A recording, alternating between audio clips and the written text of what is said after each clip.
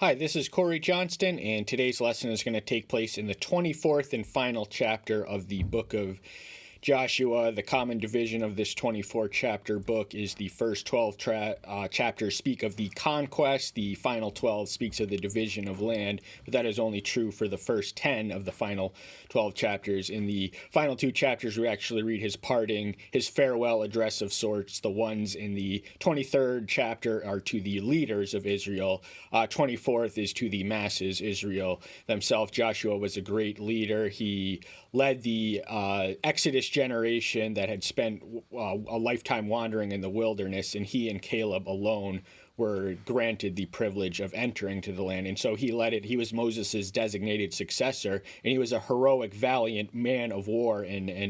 But he also had the same obedient and submissive spirit that that all saints should have. So he does indicate, even though he's a general, he does play a somewhat priestly function in giving the final message, much as his predecessor Moses had done. The book of Deuteronomy is his final farewell address, but this is his final 23rd chapter. Remember, he's addressing the leaders of Israel. And it came to be a long time after Yahweh had given rest to Israel from all their enemies round about, that Joshua was old, advanced in years. The promised land, was not going to be a walk in the park. There were people, settled civilizations who had hundreds of years of roots in there.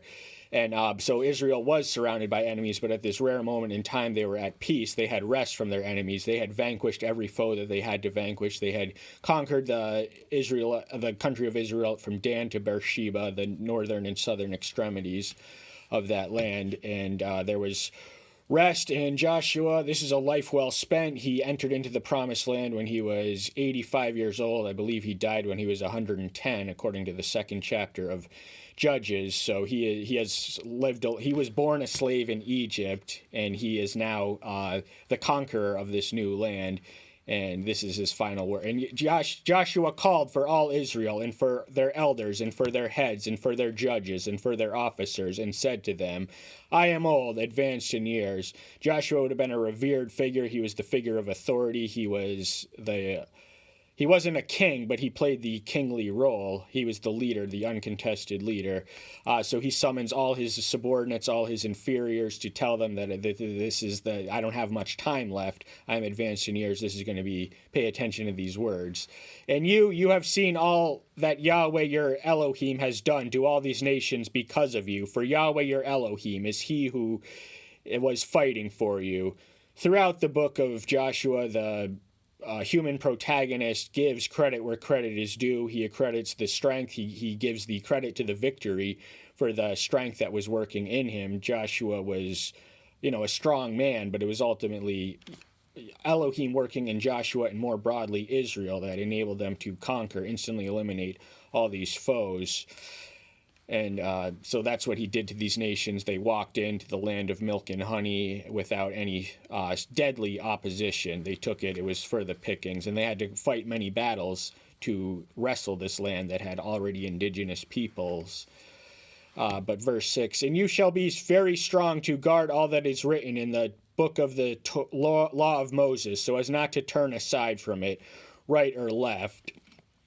Strength and courage is needed. This verbally echoes, be strong and courageous, but, it does take strength to obey the commandments. The commandments are challenging, and to not turn aside from right or left is to not deviate in any way, shape, form, or faction. So there's no such thing as going to the right or the left. Literally, that's a figure of speech, to deviate in any way. So the covenant path and the path to eternal life is straight and narrow. But, all around it is the divergent road, the broad of destruction, and that is just an omnidirectional road that leads straight to hell.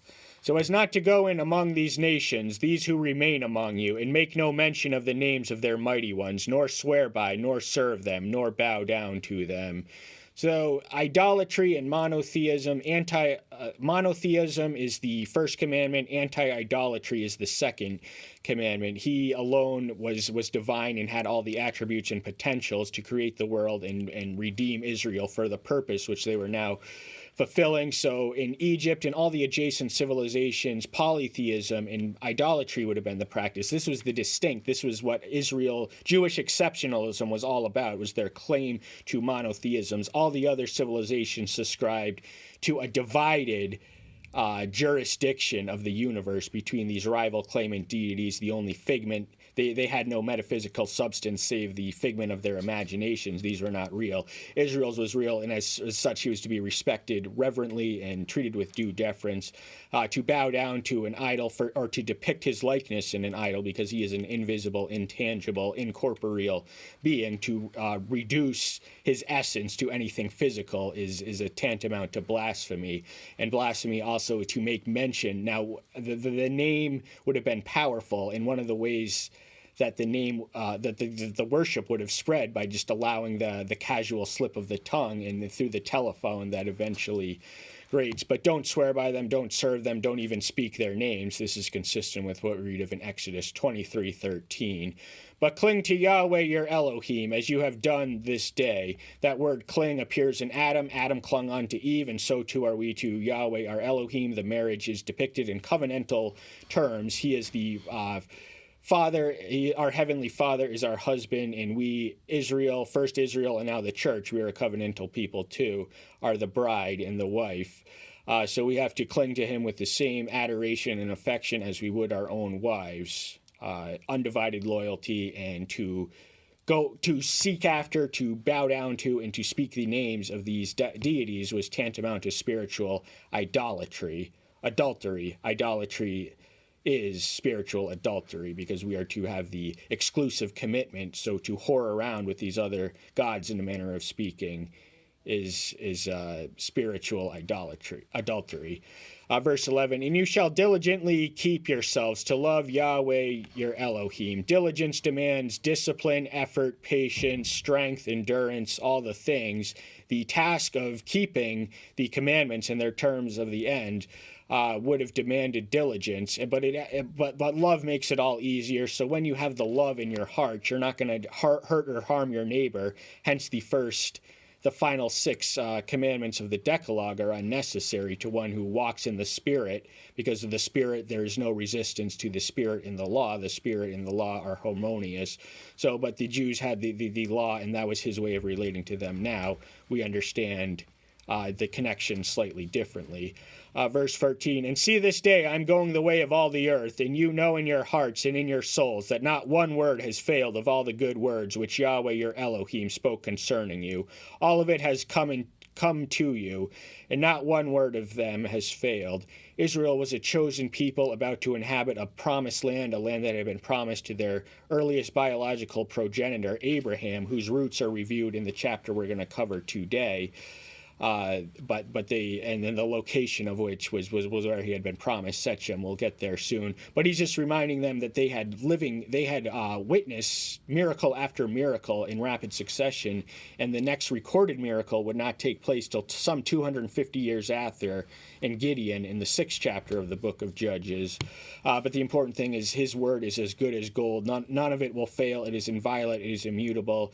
It is incontestable. There's no resistance. So what he says comes to pass even before it comes to pass. It's already set in stone. It will not fail. The promises in this book will not fail. So cast all your faith and hope in them.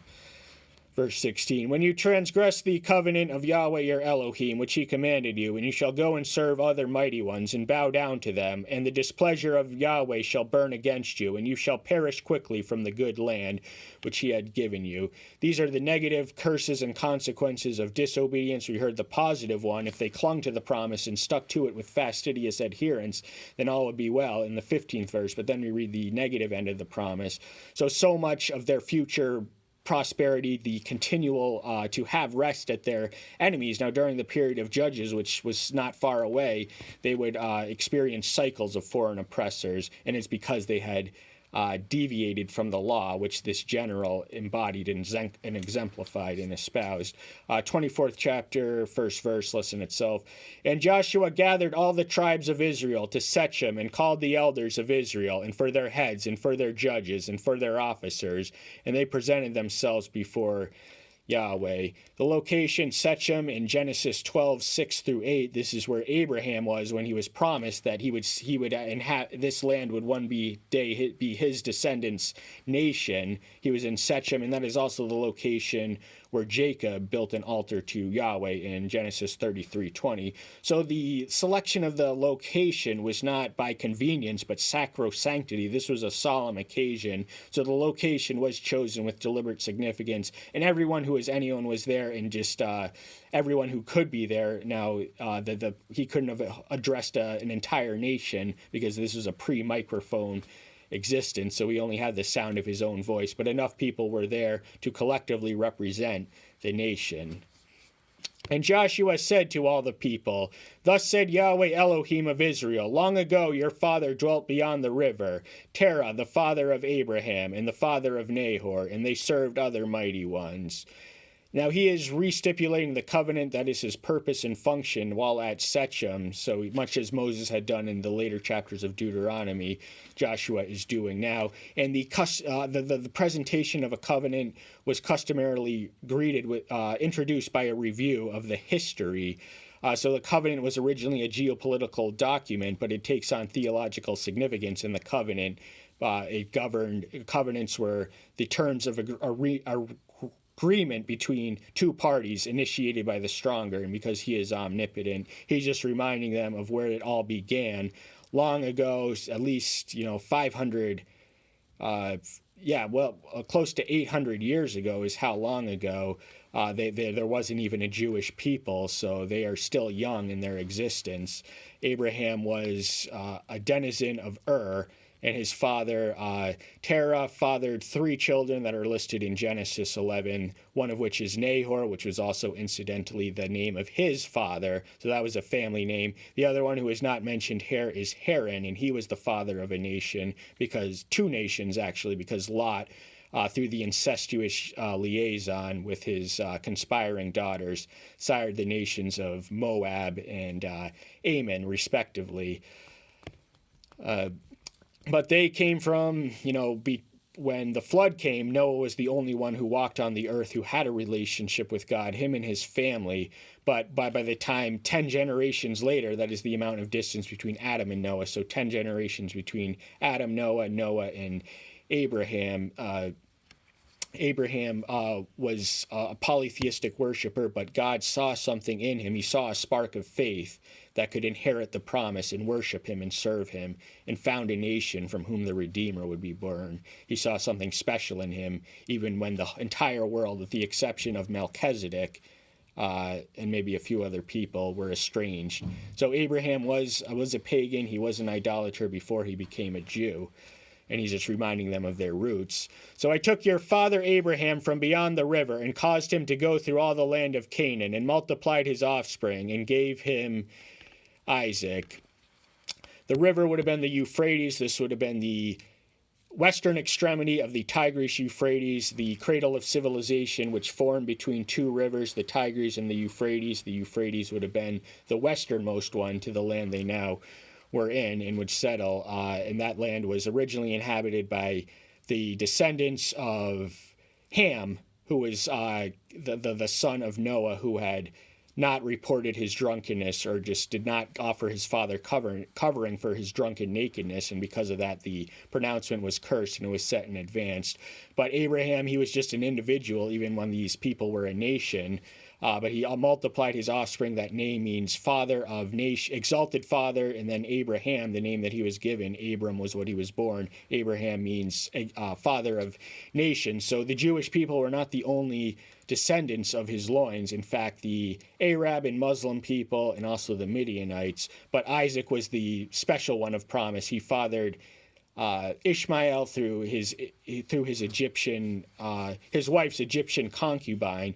So he was not the heir. He was not the son of promise. That was Isaac, and through his loins, and through him, through Jacob, as we eventually read in the next verse. "And to Isaac I gave Jacob and Esau, and to Esau I gave the mountains of Seir to possess. But Jacob and his children went down to Egypt." Isaac's two twin-born sons were Jacob and Esau. Jacob was born clasping the heel of Esau, and the mother had a premonition that the younger would serve the older. But Esau was blessed. He did have a nation. He did have a nation for a while. But when we read the nation, when we get to the book of Malachi, the first chapter, the second two verses, we read that he hated Esau and loved Jacob, but love and hate in the Hebrew original often pertain to the choice of decision. So it is accept or reject. He accepted Jacob, but he rejected Esau. That doesn't mean he hated him. That doesn't mean that he gave him a nation that came from his loins, but that nation would not endure. But immediately Esau was the one flourishing in the world. But Jacob, he had 12 children, and they were one of the favorite born of which was providentially sent to his conspiring, jealous sons who tried to kill him. And they, through the intervention of Reuben and Judah, they settled on selling him as a slave. And because he was a slave, he would eventually rise to the second most prominent position in the land of Egypt. So that was all for a providential purpose. And they went down and they would be enslaved as foretold and promised to Abraham, who is told that for 400 years his descendants would be enslaved in Egypt. But this was all part of the plan. Then I sent Moses and Aaron and plagued Egypt as I did in their midst, and afterwards brought you out. What he's referring to formerly is history, but this is something he had lived to see the 10 plagues of Egypt. Most of the people he was with were born in the wilderness, but he had seen the 10 plagues of Egypt, through which Yahweh accomplished his deliverance of his chosen people, Israel. And the number 10, incidentally, is an indictment of 10 specific deities of the Egyptian polytheistic pantheon. But this was something, he brought out the nation that was in the nation, that was enslaved by a nation, brought them out for the purpose of settling in the land that had been promised to their Abraham at the very location that they were presently standing, Joshua's audience. And I brought your fathers out of Egypt, and you came to the sea, and the Egyptians pursued your fathers with chariots and horsemen to the Sea of Reed. This takes us to Exodus 14, when the newly liberated, after the 10th and final plague, the death of the firstborn, sends the message sufficiently to Pharaoh to let his people go finally. But he has a change of heart because he's a hard-hearted man, so he sends his boys, his minions, his army, his chariots to track these people down and bring them back by the force of the sword and slay all those who resist. And the moment of crossroad is the Sea of Reeds, the Red Sea, that which exists between Egypt and the other side of Arabia.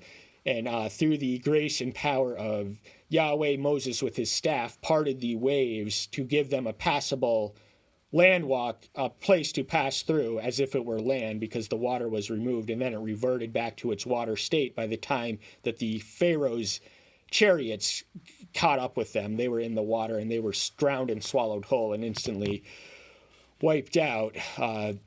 This would have been a memory of memories, a miracle of memories. This would have been commemorated in the oral tradition of the Israelites at this point. And they cried out to Yahweh, and he put thick darkness between you and the Egyptians, and brought the sea upon them, and covered them. And your eyes saw what I did in Egypt, and you dwell in the wilderness a long time. Israel's Egyptian experience demonstrates the truth of the fact that even though those who are on the bottom of the world, they are special in the selection, and Yahweh does tenderly regard them. So through his power, this enslaved people were able to overthrow and liberate their captors and go and claim the promised land. And the thick darkness just indicates the dichotomy of that which existed. He was a power against their enemies, and he was a power for them. So what was light to them was dark to them, and what was land to them became water to them. When they thought they were crossing on land, it reverted back to its water straight, swallowed them whole, and they covered them totally. And then after that, you dwelled in the wilderness for a long time, 40 years, the duration of which was determined by the two-year mark. They were at Kadesh Barnea, a location in the desert, and Joshua and Caleb were two of the 12 spies selected from each tribe to scout out the land that they were going to claim to promise. And he and Caleb alone responded in faith. The others were walking by sight. They saw the presence of literal giants and got intimidated and spooked.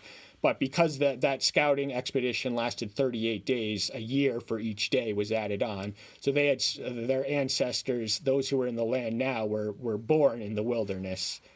And I brought you into the land of the Amorites, who dwelt beyond the Jordan, and they fought with you, and I gave them into your hand, and you possessed their land, and I destroyed them from before you.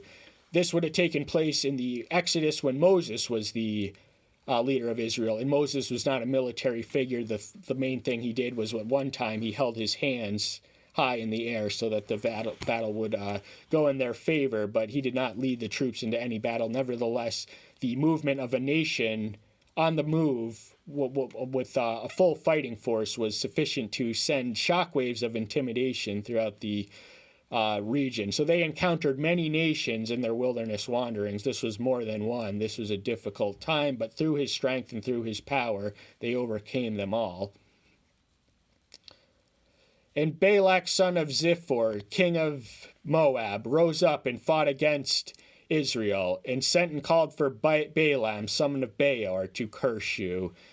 This takes us to Numbers, the 22nd through 24th chapter. Balak would have been the king of the Moabites. Remember, the descendants of one of Lot's incestuous liaisons with his own daughter, the nation that was sprang from his loins through her. But he saw this nation that had their reputation just introduced them wherever they went. The wonder of the parting of the Red Sea was ever before them wherever they went. And so this king is nervous, and so he summons a soothsayer of Mesopotamian origin, and he summons him to issue a curse, but he is visited. This soothsayer, whose devices and tricks were incompetent to summon an actual deity, was nevertheless visited by a deity, and he is overwhelmed by the irresistible force of the word of Yahweh. He was hired to curse, but he could not resist the mightiness of the word that had overwhelmed him. But he does ultimately survive. His true character is revealed as when he incites the nation of Israelites to gain an interracial sexual union through which idolatry seeps in, as is warned about in the 23rd chapter, in a verse we didn't cover. But I refused to listen to Balaam, so he continued to bless him, and I delivered you out of his hand. Balaam in the narrative is not recorded as as speaking to God. He is in the angel and the donkey, but we don't hear what he has to say. We hear what Yahweh has to say through him when he addresses the king in his three discourses. So he was hired and summoned to a divination, a purveyor of the esoteric techniques of divination would have been summoned by kings to pronounce curses or blessings on them. But he got what he didn't expect for a direct, tangible revelation of Yahweh, who interrupted his plan, and he could not resist it. And I passed over the Jordan and came to Jericho, and the masters of Jericho, the Amorites, and the Perizzites, and the Canaanites, and the Hittites, and the Girgashites, and the Hivites, and the Jebusites fought against you, but I gave them into your hand. The Jordan River would have been the western extremity of the Promised Land, and Jericho would have been the oldest, is according to archaeological evidence, the oldest inhabited city on the planet. So this would have been, they would have had pitchforks. They would have been coming from the desert, and they would have had an advanced urban civilization with walls so thick that chariots could pass on through. So the way that they brought that down, and this is recorded in the 5th chapter and the 6th chapter of Joshua, was they advanced around the city walls 6 times and then 7 on the 7th, and they shout, and then the walls sunk into the ground, as archaeological excavation reveals. They did not come tumbling down, as the popular Christian song has convinced many. But all these people were here. There was at least 7 nations. We don't have time to get into each one of us, each one of them. But they were all distinct people with distinct histories and distinct practices. But all of them were no match, even in their multitude. They were no match for the nation claiming what was promised to their ancestor. And I sent the hornet before you, which drove them out before you, also the 2 kings of the Amorites, but not with your sword or with your bow. The hornet would have been a symbol of the northern kingdom of Egypt, northern Egypt. So they did dominate Canaanite throughout much of their imperial history. And in fact, their decline as the new kingdom empire was directly attributed to their loss of Hebrew slave labor. They're the ones who made the Egyptian empire what it was. But even before they had gone, he had eliminated many of their rivals through him. So it was all for a plan and all for a purpose. Even while he was enslaving his people, he was doing things with the enslaving nation that the enslaved knew not, for their purpose. And I gave you a land for which you did not labor, and cities which you did not build, and you dwell in them, in east of the vineyard, and olive trees which you did not plant. Joshua has the mind of a servant here. He did not do. He does not have this automatic entitlement to what he just conquered. He recognizes and acknowledges that it was all possible through his power. They had this whole entire cities built for them, and fields that they did not plant, and cities, all this stuff just waiting for them. And they did nothing to do it. They did not do the work. This was a gift from them. So a gift has to be received in order to be made use of, and it should be made of with the same gratitude at which it was received. To preserve and maintain, that was a gift. And the covenant was central in the maintenance of their nation. And now fear Yahweh, and serve him in perfection and in truth, and put away the mighty ones which your fathers served beyond the river and Egypt, and serve Yahweh. This is a call for undivided loyalty, uncompromised love, loyalty, adoration, and affection, and just exclusivity of worship, to worship him in perfection. Now, we cannot worship him. None of us are worthy, but we can still worship him in a worthily manner. Perfection does elude us, but we should still be blameless. We should still be as sinless as much as we are possible. And we have to worship him in spirit and in truth, John 4:24. So the truth of him is that he is the only one, and we cannot have these divided loyalties, whether they are idols or any source of satisfaction that we look to preeminently above that which he offers and provides and can uniquely satisfy. So the idols that the Israelites carried and our idols in modernity are slightly different from theirs, but these would have been what their ancestors, they came from an idolatrous people, so much of the interchange, these gods would have cross-cultured at some point, but they also acquired many in Egypt, and that may have been one part of the reason that they were enslaved as a consequence for their adopting and mimicking the worship of these inferior entities when they had the summons to call Yahweh alone. And if it seems evil in your eyes to serve Yahweh, choose for yourself this day whom you are going to serve, whether the mighty ones which your fathers served that were beyond the river, or the mighty ones of the Amorites, in whose land you dwell. But I and my house, we serve Yahweh.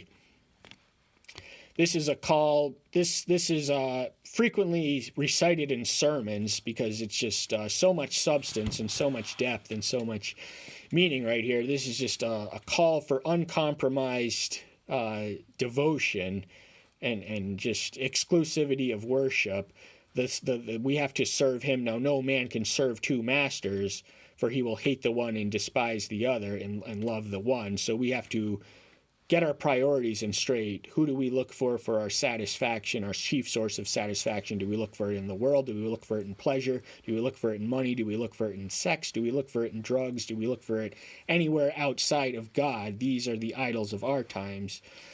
And we have to, their neutrality is an illusion. So we have to serve him wholeheartedly, unrivaled devotion, and just we can have no rival claimants crowding out our heart or competing for the voices in our head. Much of the voices that speak to you that speak to us are demonic, and we have to recognize and discern between the divine and demonic. That's all the time we have for today. Thank you so much. I'm so glad you're here. Stay tuned until next time. I'll see you then. Bye-bye.